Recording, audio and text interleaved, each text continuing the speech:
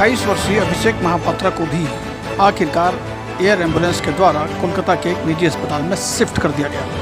अभिषेक पिछले 22 दिनों से उड़ीसा के ही एक निजी अस्पताल में एडमिट हैं। गरीब तबके के अभिषेक को लंग्स में इन्फेक्शन हो गई है, जिसके लिए उन्हें ECMO चिकित्सा की आवश्यकता है। न केवल उस अस्पताल बल्कि उड़ीसा के किसी भी अस्पताल में ऐसी व्यवस्था नहीं है, लिहाजा अभिषेक को कोलकाता भेजा जा रहा है।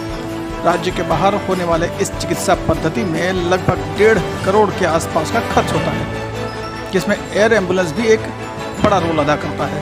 अभिषेक के लिए इतनी बड़ी रकम ही सबसे बड़ी बाधक बनी हुई थी, पर फिलहाल क्राउड फंडिंग के द्वारा यह संभव हो पा रहा है।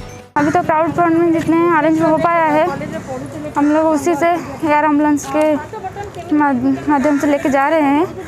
उसके बाद हमारे पास इतना फंड नहीं है कि हम लोग ट्रीटमेंट उनके कर पाएंगे। फीवर हुआ था 17 मई को, हम लोग यहाँ भुवनेश्वर कलिंगा अस्पताल में एडमिट किया। वो तो पहले तो जब था हम लोग सोचे कि वो थोड़ा नॉर्मल फीवर है, वैसे भी होता है। उसके बाद थोड़े सीवियर हो गए, ब्रीदिंग में प्रॉब्लम रहा। ECMO की ट्रीटमेंट के लिए ले जा रहे हूँ अभी। 10 मिनट इतना कहूँगी कि प्लीज़ मुझे हेल्प कीजिए और आपके आशीर्वाद दीजिए कि मेरे हस्बैंड बहुत जल्दी वापस आ जाए। ऐसा नहीं है कि अभिषेक पहले व्यक्ति हैं जिन्हें ECMO चिकित्सा के लिए राज्य के बाहर भेजा जा रहा है। इससे पहले भी बीते कल उड़ीसा के director general of vigilance Debashish Panigrahi को भी एयर एम्बुलेंस के द्वारा कोलकाता भेजा गया था। इससे ठीक 2 दिन पहले एक और गरीब तबके के ही मरीज को हैदराबाद के अपोलो में शिफ्ट किया गया था।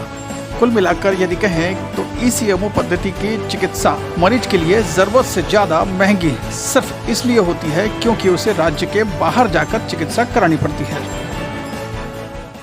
How many ECMOs are there in the country? So to say, ECMO is a very old procedure, but that was previously used as a salvaging therapy. That means that was used temporarily to keep somebody alive for long transplantations. But during these COVID epidemics, the importance has come up. Many patients, they are requiring ECMO when ventilation is failing. यही व्यवस्था यदि राज्य के अंदर हो तो इलाज लगभग आधे खर्च में ही हो जाएगा। पर स्मार्ट सिटी नंबर 1 कहलाने वाले भुवनेश्वर में फिलहाल ये व्यवस्था नहीं है, जिसकी वजह से इस कोरोना काल में ECMO चिकित्सा किसी बड़े संकट से कम नहीं है। मेरे पीछे के इसी अंतर्राष्ट्रीय हवाई अड्डे से अभिषेक को ECMO चिकित्सा के लिए कोलकाता एयर एम्बुलेंस के थ्रू शिफ्ट किया गया। दरअसल ECMO चिकित्सा ये वो पद्धति होती है जिसमें शरीर के रक्त को बाहर निकालकर उसमें ऑक्सीजन को प्रवेश करा के वापस शरीर में प्रवेश कराया जाता है। अभिषेक पहले व्यक्ति नहीं है जिन्हें राज्य के बाहर ECMO चिकित्सा के लिए भेजा जा रहा है। इससे पहले बीते कल DG विजिलेंस को भेजा गया था। उससे पहले 1 दिन पहले एक और व्यक्ति को भेजा गया था। इस पूरी चिकित्सा पद्धति में चूंकि राज्य के बाहर हो रही है चिकित्सा पद्धति, लगभग 1.5 करोड़ से भी ज़्यादा का खर्च होता है।